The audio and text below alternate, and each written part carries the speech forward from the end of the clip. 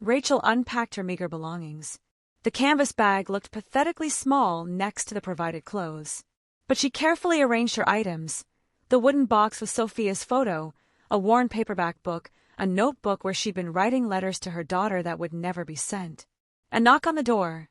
Maria entered with a warm smile. "Welcome, Rachel. I wanted to introduce myself properly.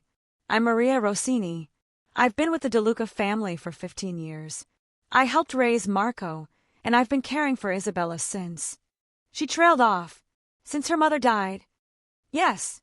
And I need you to understand something." Maria's expression grew serious.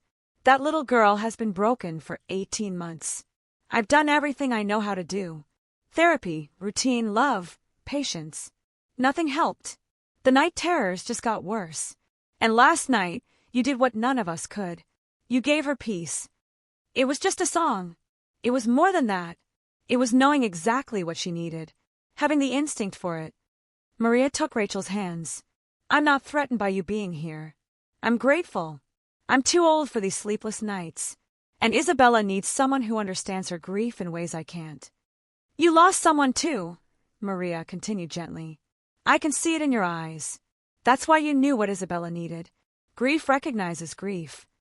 Rachel nodded, unable to speak past the lump in her throat. "Marco is a good man," Maria said. "I know what he does. I know his business. But he loves his daughter more than anything in this world. He would do anything to heal her, including trusting a stranger, because that stranger succeeded where everyone else failed." After Maria left, Rachel stood at the window overlooking the small garden below. From here, she could see Isabella playing with a toy kitchen set, chattering to her stuffed animals. This was her life now, at least for 1 month, living in luxury while caring for a grieving child. It felt surreal, like a dream she'd wake from to find herself back in that doorway. Her phone buzzed.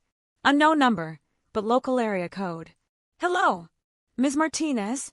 This is Jennifer Walters from the Department of Children and Families. I'm calling about your scheduled visit with Sophia next week." Rachel's heart rate spiked. "Is everything okay?" "Is she? She's fine. But there's been a development. Sophia's foster family is moving to New Hampshire. We're in the process of finding her a new placement in Massachusetts to maintain proximity for your visits." "When?" "Within the next 2 weeks. I wanted to give you advance notice. Your visit next Tuesday will be at her current placement. After that, we'll notify you of the new location." After the call ended, Rachel sat on the edge of the bed, shaking. Another placement. Another upheaval for Sophia. Another set of strangers for her daughter to adjust to. And Rachel was powerless to stop it, powerless to bring Sophia home. A soft knock. "Rachel!" Isabella's voice through the door. "Are you crying?" Rachel wiped her eyes quickly. "Come in, sweetie." Isabella entered, carrying a stuffed elephant. "Maria said you were sad. I brought you Fluffers. He helps when I'm sad." The pure sweetness of the gesture broke Rachel's careful control. Fresh tears spilled over. Isabella climbed onto the bed without hesitation, pressing Fluffers into Rachel's arms. "It's okay to cry. Papa says crying is how we let the sad out, so there's room for happy." Rachel pulled the little girl into her lap, holding her close. "You're very wise." "I'm 5. That's not very wise yet. But Papa says I'm smart for 5. "You definitely are." Rachel kissed the top of Isabella's head, breathing in the clean scent of children's shampoo. "Thank you for sharing Fluffers with me. If you're hooked on this story, make sure to subscribe and turn on notifications so you never miss an upload. Your support means everything and helps me bring you more emotional stories like this one." They sat like that for several minutes, the child comforting the adult with simple, uncomplicated affection. "Do you have a little girl?" Isabella asked suddenly. "You said you sang the song to your little girl." "I do. Her name is Sophia. She's 8. "Where is she?" "She lives far away right now, but I visit her when I can." Isabella processed this with a child's logic. "Does she miss you?" "Yes. And I miss her very much." "Then you should bring her here. She could play with me. Papa has lots of room." The innocent suggestion pierced Rachel's heart. "It's not that simple, sweetheart. Why not? If you miss her and she misses you, you should be together. That's what families do." Before Rachel could explain the complications of foster care and poverty and systemic barriers to a 5-year-old, Marco's voice came from the hallway. Bella, it's almost nap time. But Papa, I'm not tired. You're always not tired. And you always fall asleep anyway. He appeared in the doorway, taking in the scene. Rachel with tear-stained cheeks, Isabella curled in her lap. Everything okay? Rachel was sad, so I brought her fluffers. Something softened in Marco's expression. That was very kind of you. He extended his hand to Isabella. Come on, Piccola. Rachel needs some time to settle in. Will you sing to me at nap time? Isabella asked Rachel. If your papa says it's okay. It's more than okay, Marco said quietly. 20 minutes later, Rachel sat on the edge of Isabella's bed in a room that was every little girl's dream. Pink walls, princess decorations, shelves full of books and toys. But also evidence of grief. Photos of Juliana everywhere, including one on the nightstand where mother and daughter smiled at the camera. Mama used to sing to me every night, Isabella said, snuggling under her covers. The same song you sang. And she'd rub my back like this. She demonstrated the circular motion. Rachel began rubbing Isabella's back the same way, singing softly. Stella Stellina, la notte assai avvicina. From the doorway, Marco watched. Rachel could feel his presence, the weight of his attention. She didn't look at him, focused entirely on Isabella. By the second verse, the child's breathing had deepened. By the third, she was asleep. Rachel carefully stood, tucking the blanket around Isabella's small form. Only then did she turn to find Marco still watching, his expression unreadable. They left the room quietly, closing the door most of the way. She used to fight naps for hours, Marco said once they were in the hallway. Scream and cry and work herself into exhaustion. She trusts me because I sang her mother's song. It makes her feel safe. It's more than that. He leaned against the wall, suddenly looking as exhausted as Rachel felt. You have an instinct for it, for knowing what she needs. I was a pediatric nurse for 6 years, and I'm a mother. Those instincts don't disappear just because your child isn't with you. The social worker called. It wasn't a question. Marco's network clearly included monitoring Rachel's phone calls. You're listening to my calls? I need to know what's happening with people in my house. For security. He didn't apologize. Your daughter's foster placement is changing. Yes. And that upsets you. Of course it upsets me. She's 8 years old. She's been in 3 different homes in 3 years. She doesn't have stability. She doesn't have consistency. She has strangers constantly changing around her while her actual mother is deemed unfit. Rachel's voice broke. I did everything right, Mr. DeLuca. I went to college. I worked hard. I was a good mother. And one chronic illness, one series of medical emergencies, and the system decided I was the problem. The system is broken. The system is doing what it thinks is best. I just happen to disagree. Marco pushed off from the wall, moving closer. What would it take to get her back? Stable housing. Consistent income. Proof that I can provide adequate care. A home study showing appropriate living conditions. Rachel laughed bitterly. All things that are impossible when you're homeless. You're not homeless anymore. I'm living in your house. That's not the same as having my own home. No. But it's a start. He pulled out his phone, typed something. I'm connecting you with my family lawyer. Her name is Catherine Ross. She specializes in family court cases. She'll review your situation and develop a strategy. I can't afford. You're not paying. I am. Consider it part of your employment package. Mr. DeLuca, Marco. If you're living in my house, if you're caring for my daughter, call me Marco. Marco, this is too much. The job, the lawyer, the help with Sophia. What do you really want from me? He met her eyes directly. I want you to help Isabella heal. That's all. Everything else is simply ensuring you can do that job without being destroyed by your own grief. People don't help like this without expecting something in return. Then I expect you to be fully present with my daughter. Not consumed by worry about your own child. Not distracted by fear of homelessness. Not carrying weight that prevents you from giving Isabella what she needs. He paused. Is that fair? Rachel wanted to find fault in his logic. Wanted to identify the manipulation or ulterior motive. But looking at his face, she saw only exhaustion and desperate hope.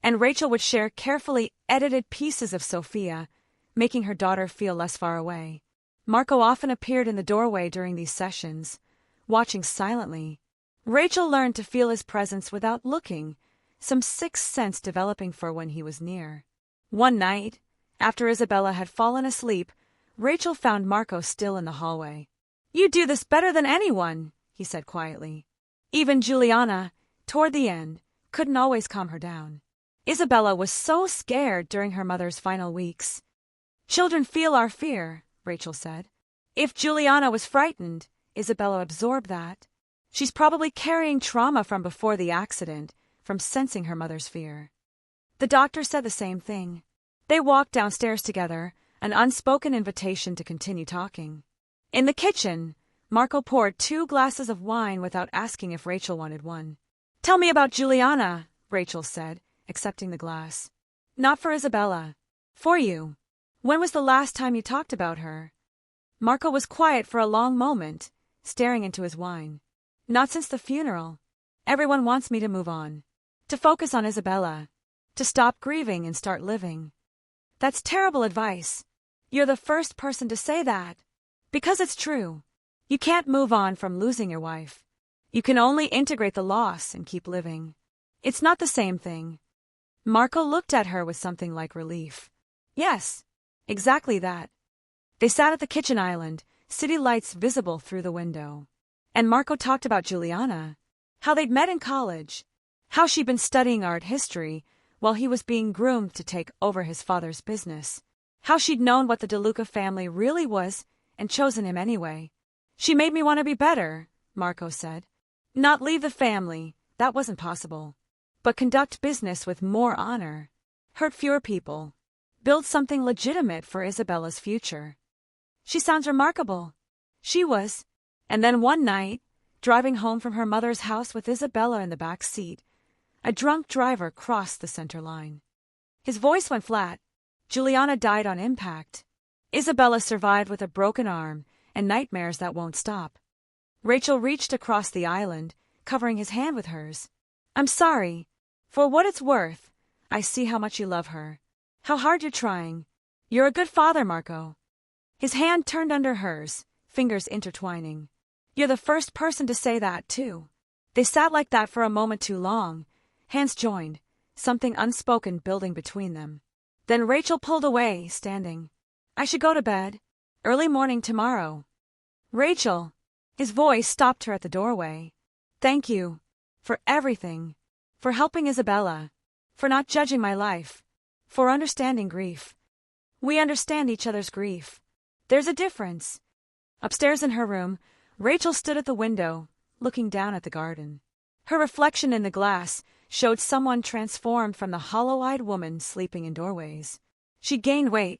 Her hair was healthy again. Her eyes were clearer. But more than physical changes, something internal was shifting. Purpose beyond survival. Connection beyond basic human need. She was helping Isabella heal. And in doing so, she was healing pieces of herself she thought were permanently broken. Her phone rang. "Catherine Ross, Marco's lawyer. Ms. Martinez, I've reviewed your case. The good news is your situation is fixable. The challenge is timeline and proving stability." "How long?" "Realistically, 6 months to a year. We need to demonstrate consistent employment, stable housing, and capability to provide adequate care. Mr. DeLuca has offered to support your case, which significantly strengthens your position." "What does that mean, support my case?" "It means having a powerful family vouch for your character and stability. It means having resources to fight the bureaucracy. It means having legal representation that DCF respects rather than dismisses." Hope, fragile and terrifying, began to take root. "So it's possible. I could actually get Sophia back." "It's very possible. Not guaranteed, but possible. We'll need to build a comprehensive case. But Ms. Martinez, you should know, Mr. DeLuca is personally covering all legal fees. That's not standard employee benefit. He's investing significant resources in reuniting you with your daughter." After the call, Rachel sat on her bed, processing the information. 6 months to a year. Proof of stability. Marco's support. Why was he doing this? Really doing this?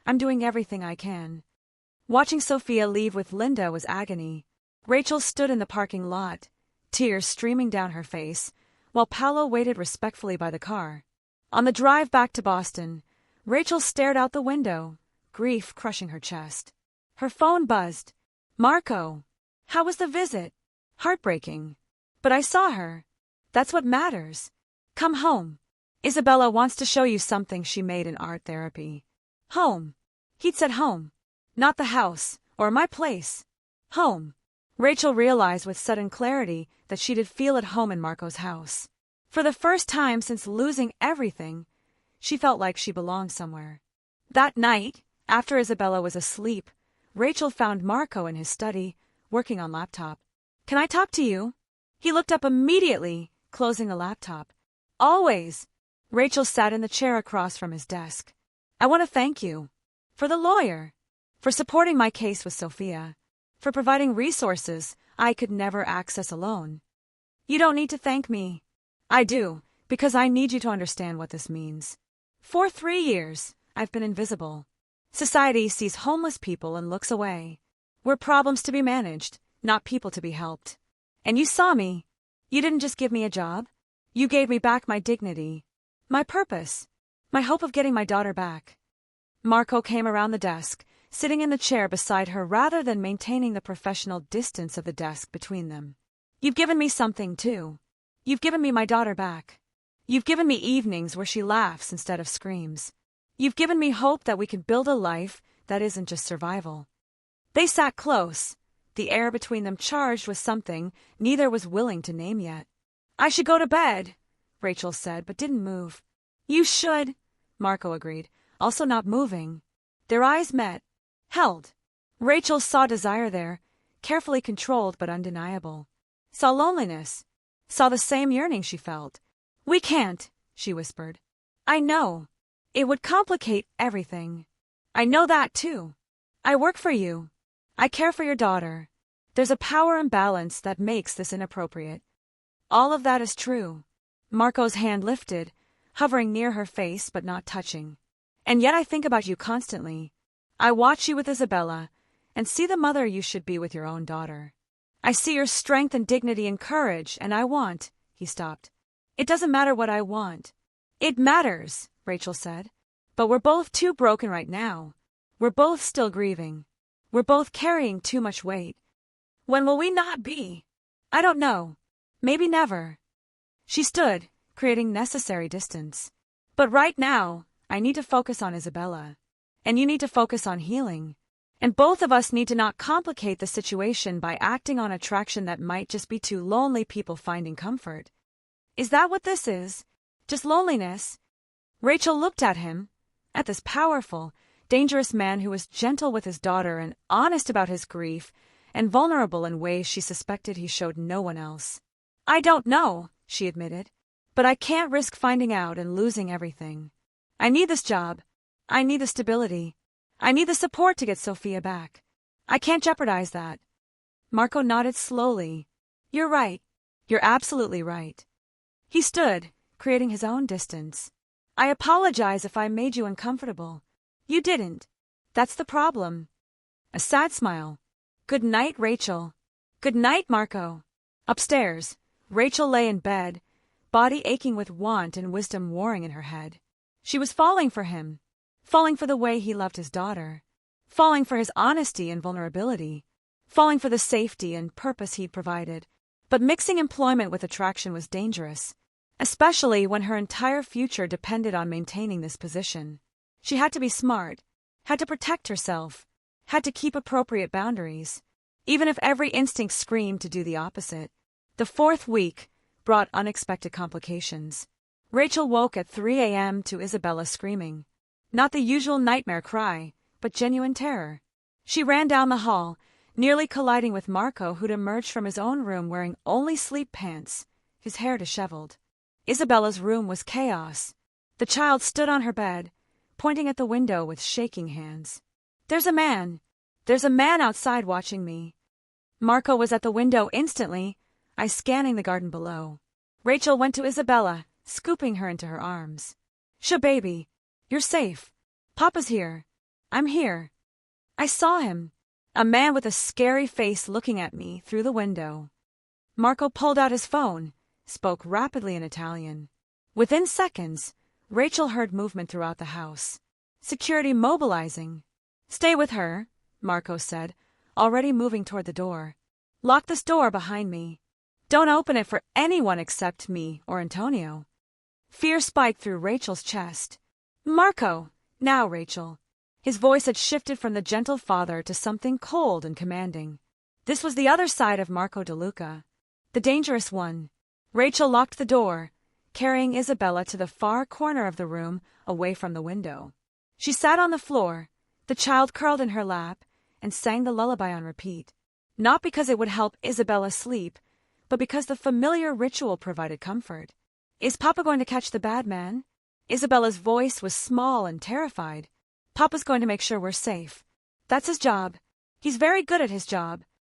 Was it a monster? Like in my nightmares? No, sweetheart. There are no monsters. Just people, and Papa knows how to handle people. 20 minutes later, a sharp knock. Rachel, it's me. Open up. Rachel unlocked the door to find Marco, now wearing a shirt, flanked by Antonio and another security guard. His expression was grim. What happened? Rachel asked. Not here. He gestured to Antonio. Take them to my room.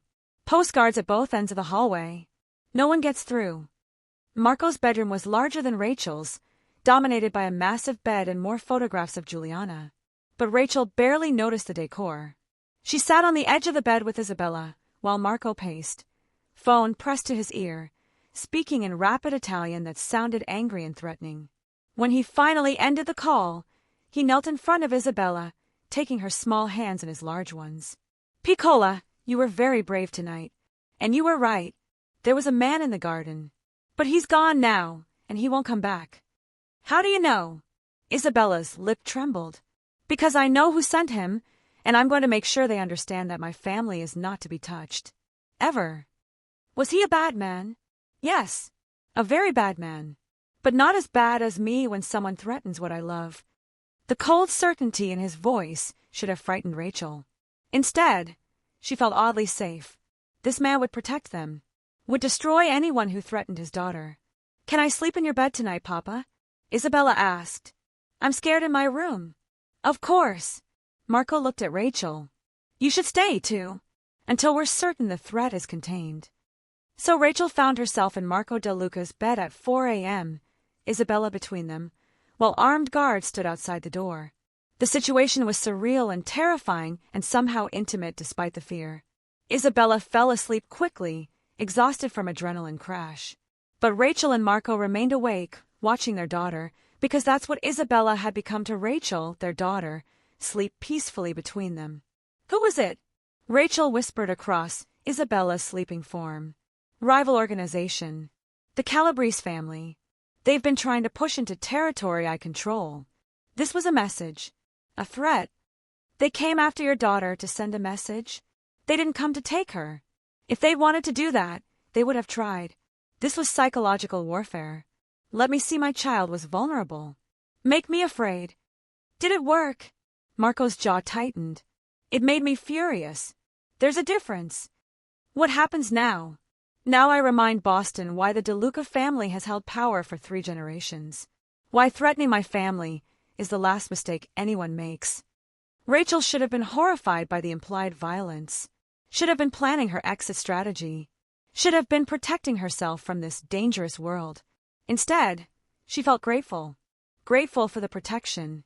Grateful for the certainty that Marco would eliminate any threat to Isabella.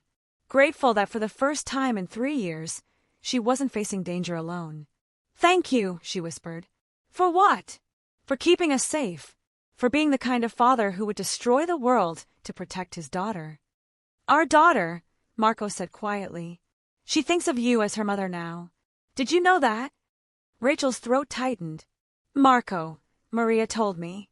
Isabella told her art therapist that she has 2 mamas now. The mama in heaven who she misses, and the mama who sings to her and makes everything better. Tears slipped down Rachel's cheeks. I'm not trying to replace Juliana. I know, but you're filling a space that's been empty.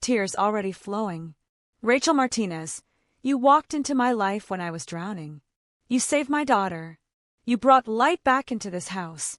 You showed me that healing was possible, that love after loss wasn't a betrayal but a gift. He opened the box, revealing a simple but beautiful diamond ring. Will you marry me? Will you officially become part of this family you've already made whole? Yes, Rachel whispered. 1,000 times yes. He slid the ring onto her finger, then kissed her while their daughters cheered. Maria appeared in the doorway, already crying and congratulating them in rapid Italian. That evening, after the girls were asleep, Rachel and Marco stood on the terrace where they'd shared so many late-night conversations. Do you remember the first night we met? Rachel asked, the ring catching the city lights. I remember a homeless woman singing to my daughter. I remember thinking she was either crazy or an angel. And now I know you're neither. You're just someone who lost everything and refused to lose herself.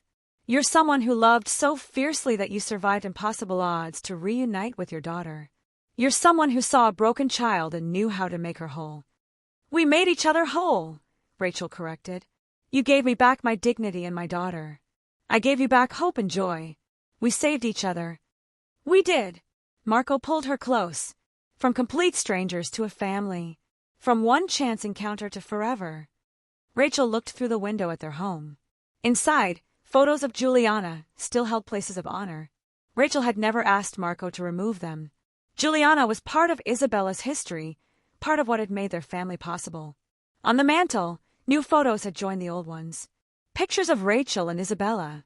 Pictures of Sophia's first day at her new school. Pictures of all four of them together, smiling and whole. I used to sing that lullaby to Sophia every night, Rachel said quietly. Then I lost her and sang it alone, heartbroken. Then I sang it to Isabella and found purpose again. And now I get to sing it to both my daughters. Stella Stellina, Marco said softly. La notte assai avvicina, Rachel continued. Inside, one of the girls called out. A small nightmare, easily chased away by maternal comfort. Rachel went to respond, but Marco caught her hand. Wait! I want to remember this moment. You here with your ring, with our family inside. I want to remember that from absolute darkness, we found this light. We'll have many more moments, Rachel promised. A lifetime of them. I know, but this one is special. This is the moment when everything broken became whole. When two shattered families became one healing one. They went inside together, responded to the nightmare together, and tucked their daughters back into bed together. Then they returned to their own room, the one they now shared, and held each other in the darkness. Rachel thought about the doorway where she'd slept 6 months ago. About the cold and the hunger and the grinding hopelessness.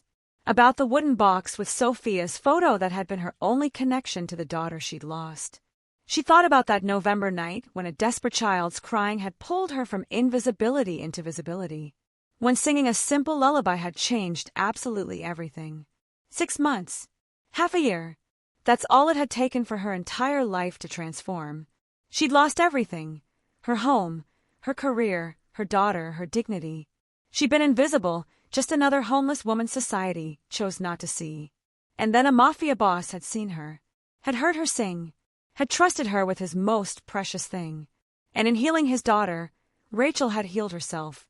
In becoming Isabella's mother, she'd found the path to reclaiming Sophia. In falling for Marco, she discovered that love after loss wasn't just possible, it was profound. What are you thinking? Marco murmured in the darkness. That 6 months ago, I was sleeping in a doorway with nothing. And now I have everything. You, Isabella, Sophia, this home, this family.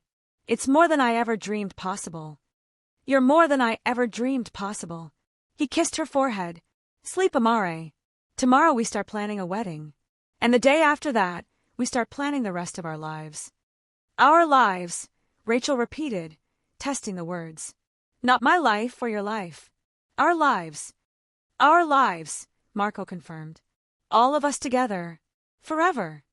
Rachel closed her eyes, safe and warm and loved. And just before sleep claimed her, she hummed the lullaby softly. The same lullaby that had started everything. Stella Stellina, la notte assai avvicina. The little star. The night approaching.